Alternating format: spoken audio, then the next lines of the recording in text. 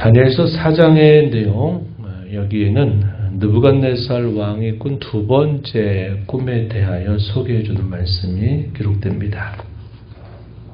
마치 느부갓네살이 자신이 경험했던 내용들을 보고하듯이 좀 기록하고 있다는 면에서 좀 특징적입니다. 그래서 기록자가 다니엘을 마치 표현하듯이 하는 것보다도 느부갓네살이 자기가 꿈을 꾸고 그 꿈의 해석대로 자기 실제로 일어났던 일들을 회고하면서 결국 자신보다 더 높으신 하늘의 하나님, 천상의 왕 되신 그 하나님을 칭송하고 찬송하는 내용들이 소개가 되고 있음을 우리가 확인하게 됩니다.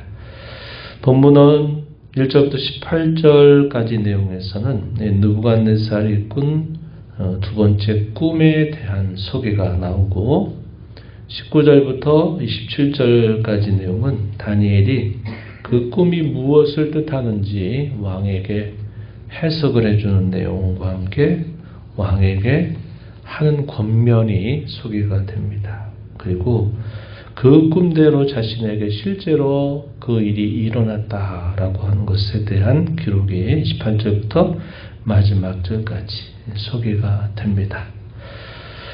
당시의 상황은 우리가 잘 알고 있는 바와 같이 하나님을 경외하는 유다 백성들은 계속적으로 망조의 길을 걸어가고 있는 상황에 있었다.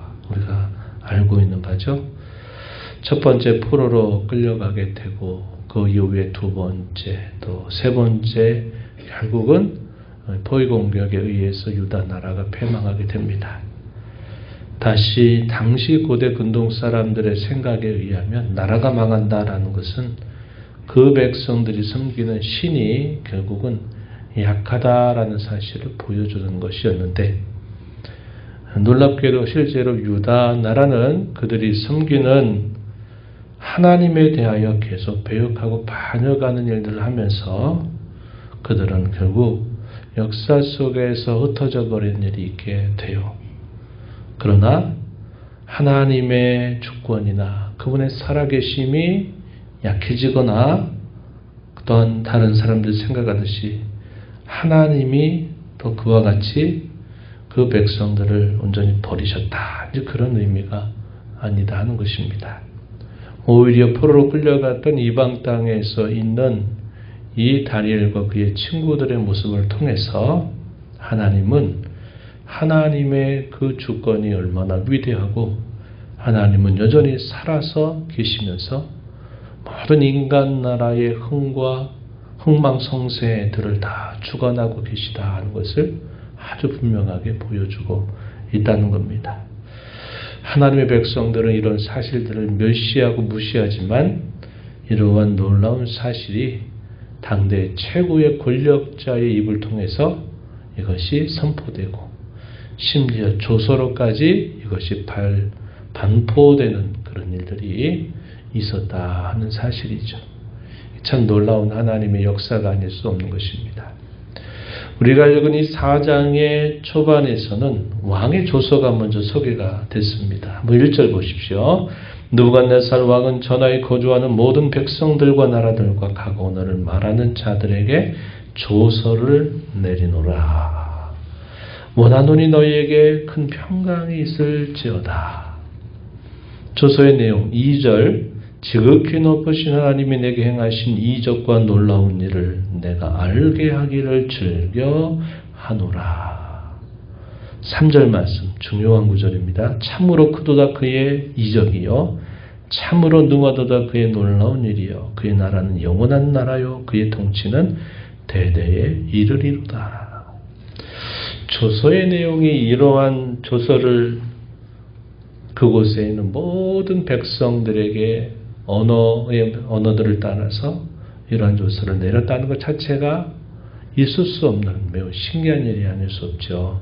이러한 내용들을 통해서 보면 하나님이 얼마나 위대하신 분인가, 그가 계획하고 그가 세우시는 나라가 얼마나 위대한 나라인가 하는 사실들을 분명하게 보여주고 있다 하는 것입니다.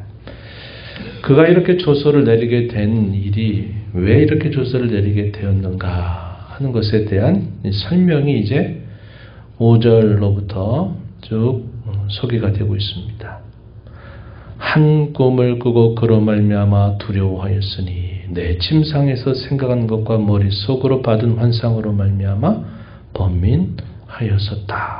그가 이렇게 꿈을 꾸고 번민하게 되면서 또 바벨론에 있는 모든 지혜자들을 불러들입니다. 박수와 술객가, 갈대아, 술사, 점쟁이들을 다 불러들여서 내가 꾼 이 꿈을 좀 해석해라. 그런데 아무도 그 꿈을 말을 했음에도 불구하고 해석할 수가 없었다 하는 것입니다.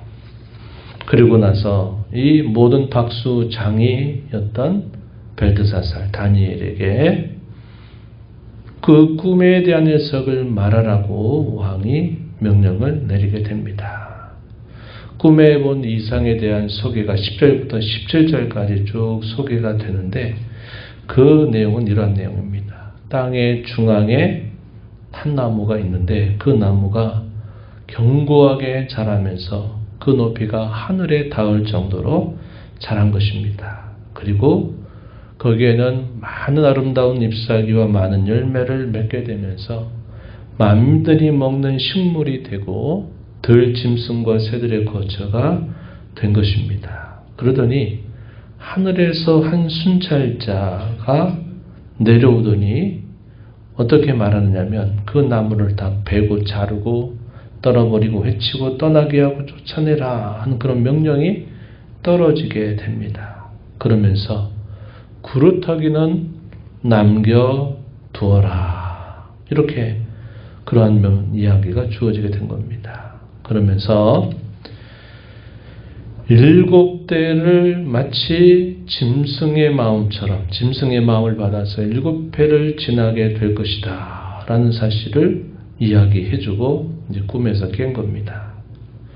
그 이상의 목적이 무엇인가? 그리고 그것을 통해서 바로 하나님이 진정한 주권자가 되신다는 사실을 깨닫게 하시고 또 한편으로는 사람의 나라를 그가 원하시는 바대로 다스리신다 하는 사실을 알려주려고 하는 뜻이 있었다 하는 것입니다. 17절 말씀을 한번 보시면은 이렇게 표현되고 있어요. 이는 순찰자들의 명령대로요 거룩한 자들의 말대로이니 지극히 높으신 이가 사람의 나라를 다스리시며 자기의 뜻대로 그것을 누구에게든지 주시며 또 지극히 천한 자를 그 위에 세우시는 줄을 사람들이 알게 하려 함이라 하였다. 이렇게 말합니다. 그 꿈에 대한 분명한 설명조차, 목적조차도 표현되고 있었다는 거죠. 그리고 다니엘이 이제 그 꿈이 무엇인가를 이제 해석해 주는 내용이 19절부터 쭉 소개가 됩니다. 땅의 한 중앙에 자란 나무가 곧 느부갓네살 왕 당신을 뜻한다. 이렇게 말하죠. 그의 위엄과 권세가 마치 하늘에 닿듯이 그가 큰 위엄과 권능을 나타내게 될 것이다 하는 사실을 말합니다.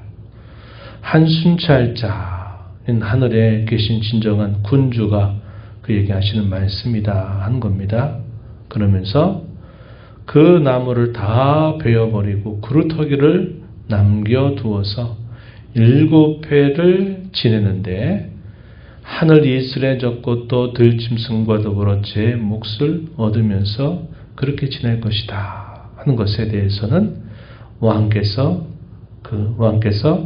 사람들에게 쫓겨나서 7년 동안을 그와 같이 지내게 될 것이다 라는 사실을 뜻한다고 설명을 해줍니다.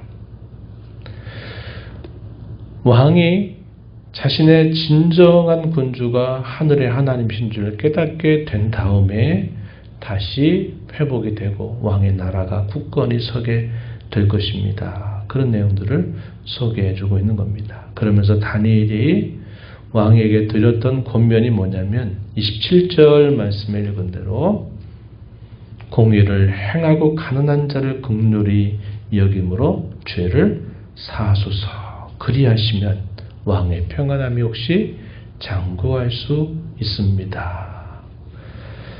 세상 나라에 하나님이 진정으로 원하시는 것이 무엇인가 하는 것을 다니엘은 왕에게 권면을 하고 있는 겁니다.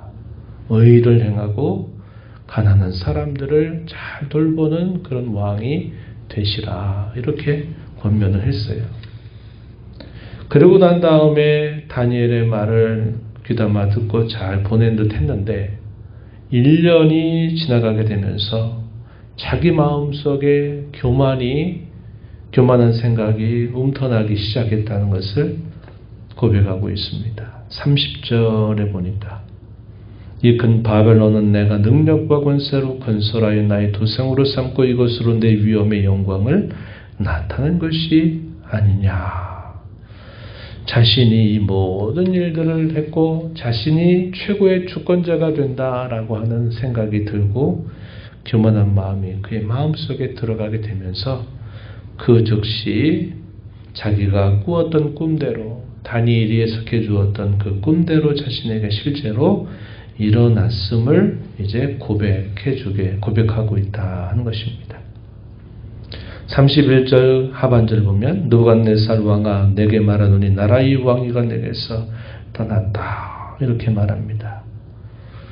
내 위에 진정한 군주가 계신 줄을 내가 알기까지 그렇게 될 것이다, 그렇게 또한 설명을 해주면서 실제로 7년 동안 그가 왕권으로부터 쫓겨나가지고 그가 마치 들에서 짐승처럼 그가 7년 세월을 보내게 된 겁니다. 그러다가 그 7년 기한이 차게 되니까 어떤 일이 있었느냐. 자신에게 그 꿈을 통해서 말해준 대로 그가 총명이 다시 돌아오고 또 자신을 떠났던 신하들이 다시 돌아오면서 그의 왕권이 회복되었다 하는 사실을 말해주고 있습니다. 그러한 그의 특별한 이 경험을 통해서 그가 하나님이 누구이신가를 고백하는 내용이 마지막 부분 소개되고 있죠. 37절에 다시 한번 보시면 그러므로 지금 나 느부갓네살은 하늘의 왕을 찬양하며 칭송하며 경배하노니 그의 일이 다 진실하고 그 행하심이 의로우심으로 교만하게 행하는 자를 그가 능히 낮추신다, 이렇게 그가 말하고 있는 겁니다. 이러한 경험을 바탕으로 또 한 번의 조서를 내리는데 그 조서의 내용은 하늘의 하나님을 칭송하고 찬송하고 그가 준비하는 나라가 영원한 나라라고 하는 사실을 그가 조서를 통해서 온 백성들에게 그것을 알렸다는 겁니다. 참 놀라운 일이죠. 참 놀라운 일입니다. 우리 하나님이 이와 같이 살아계셔서 이렇게 역사하고 계시다는 사실을 이런 사건들을 통해서 분명하게 보여주고 계심을 우리가 확인했습니다. 지상 나라는 이제 흩어져 버리고 또 망한 것처럼 보이죠. 유다 나라는 역사 속에서 사라져 버린 것처럼 보입니다. 그러나 그의 나라, 그들이 섬기던 하나님이 다스림과 그의 통치는 영원하고 건재하다라는 사실을 분명히 보여주고 있는 겁니다. 천상나라의 진정한 왕이신 하나님께서 사람이 다스린 나라들도 역시 다스리고 계시다라는 사실을 이 사건을 통해서 분명하게 보여주고 이방 군주 입을 통해서 그것을 고백하게 하셨다 하는 겁니다. 그 하나님 앞에 교만한 자들은 결국 꺾여서 넘어질 것이고 겸손한 자를 세우신다라는 사실을 우리가 확인할 수 있다는 겁니다. 그래서 하나님은 교만한 자를 폐하시고 겸손한 자에게 존귀를 더하시는 그런 분이심을 분명하게 이 사건을 통해서 보여주고 그가 세우시는 그 나라야말로 역사의 여러 많은 굴곡들을 겪는 일이 없이 영원히 건재하고 그 나라의 왕권이 영원히 계속되고 있다는 사실을 분명하게 보여주고 있습니다. 저와 여러분도 오늘 그 나라에 속한 자로 지금 이곳에 살고 있다라는 사실을 다시 기억해야 되겠고, 늘 하나님 앞에서 겸손하게 살아가는 것이 우리에게 참된 진실이어야 됨을 우리가 마음에 새기고, 의와 공도를 행하게 하시려고 아브라함을 부르셨다고 말씀하신 대로 오늘 저와 여러분을 불러 그의 나라의 영원한 나라의 백성이 되게 하신 은혜를 기억하면서 이 땅에서 의와 공도를, 의와 주의 말씀을 따라 행하며 살아가기를 다짐하고 힘써 살아가는 저와 여러분이 되어야 하겠습니다.